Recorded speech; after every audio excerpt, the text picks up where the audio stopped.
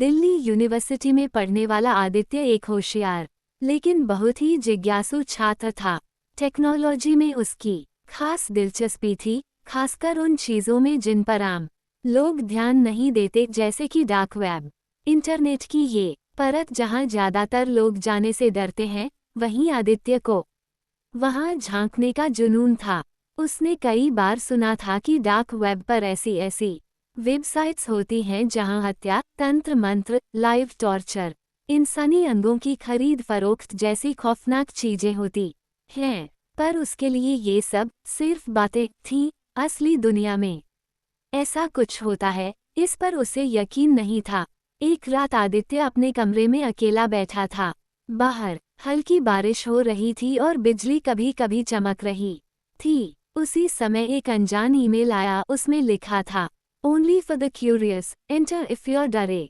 Mail में एक link था और नीचे एक लाइन है, सच को देखने की हिम्मत है तो क्लिक करो। आदित्य को समझ आ गया कि ये कोई नॉर्मल मेल नहीं। उसने वीपीएन ऑन किया, टॉर ब्राउज़र खोला और लिंक पर क्लिक कर दिया। जैसे ही लिंक खुला, स्क्रीन काली हो गई।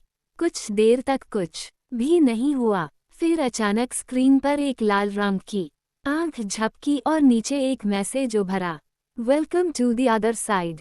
फिर एक लाइव वीडियो स्ट्रीम खुल गई।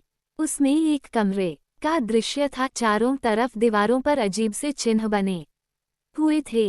बीच में एक आदमी कुर्सी से बंधा था। उसका मुंह टेप से बंद था और आंखों में डर साफ झलक रहा था। अचानक कैमरे के सामने एक और शख्स आया। उसने काला मास्क पहना था और हाथ में एक चाकू था। वीडियो के नीचे एक चैट बॉक्स था और उसमें लोग टाइप कर रहे थे, cut his finger, burn his eyes, let's hear him scream. और वो नकाबपोश आदम उन्हीं के कहे अनुसार करता गया। आदित्य की सांसें थम गई। ये सब असली था। वो कोड फिल्म या एक्टिंग नहीं थी। उसे समझ नहीं आया कि अब क्या करे, साइट बंद करे, रिपोर्ट करे। लेकिन एक अजीब सी सनसनी ने उसे वहीं रोक रखा था। तभी स्क्रीन पर एक नोटिफिकेशन आया, hello Aditya, I am watching you. उसका कलेजा कांप गया। ये साइट उसे जानती थी। फिर एक और मैसेज आया, अब तेरी बारी है। आदित्य ने तुरंत लैपटॉप बंद किया, लेकिन बहुत देर हो चुकी थी। अगले दिन उसे अपने मोबाइल पर एक वीडियो मिला। उसमें उसकी खिड़की के बाहर का नज़ारा था, रात में रिकॉर्ड किया गया। उसका दिल दहल गया। कोई उसके घर के बाहर था, उसे ट्रैक कर रहा था। 2 दिन बाद कॉलेज से लौटते वक्त उसे दरवाजे के नीचे से एक काला लिफाफा मिला। अंदर बस एक पर्ची थी, अब अगली लाइव स्ट्रीमिंग तुझे देखा जाएगा, तैयार रह। उसने पुलिस के पास जाने की कोशिश की, लेकिन वे हंसकर बोले, भूत प्रेत की फिल्में कम देखा करो। उसकी बात को किसी ने गंभीरता से नहीं लिया। डरते डरते आदित्य ने फिर उस लिंक को खोला। इस बार वेबसाइट का नाम था द रेड वेल सोसाइटी। यहाँ यूजर्स पैसे देकर शिकार को टॉर्चर करने के लिए वोट करते थे और नया शिकार था सब्जेक्ट 0711। आदित्य, उसकी तस्वीर, कॉलेज का नाम, पता सब वेबसाइट पर था। उसे समझ आ गया था कि अगर वो कुछ नहीं करेगा तो उसकी जिंदगी एक लाइव वीडियो बन जाएगी और दर्शक ताली बजाते रहेंगे। उसने अपने पुराने दोस्त रजत को कॉल किया, जो एक एथिकल हैकर था। रजत ने लिंक को ट्रेस करने की कोशिश की, लेकिन कहा, ये नेटवर्क सामान्य नहीं है, बहुत गहराई में छुपा हुआ है।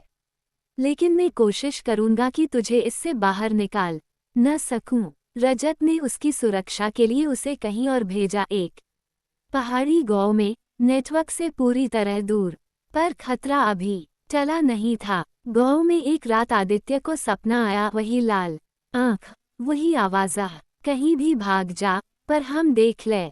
सुबह उठकर देखा तो उसके कमरे की दीवार पर उसी वेबसाइट का चिन्ह बना हुआ था। किसी ने रात में आकर बनाया था। अगले दिन खबर आई, रजत की लाश उसके अपार्टमेंट से मिली। लैपटॉप पूरी तरह फॉर्मेट था, कोई सुराग नहीं। पोस्टमार्टम में पता चला कि उसकी मौत हार्ट अटैक से हुई, पर उसकी आंखें खुली थीं और चेहरा डर से विकृत। आदित्य टूट चुका था। 3 महीने बाद डार्क वेब पर एक और लाइव स्ट्रीम हुई।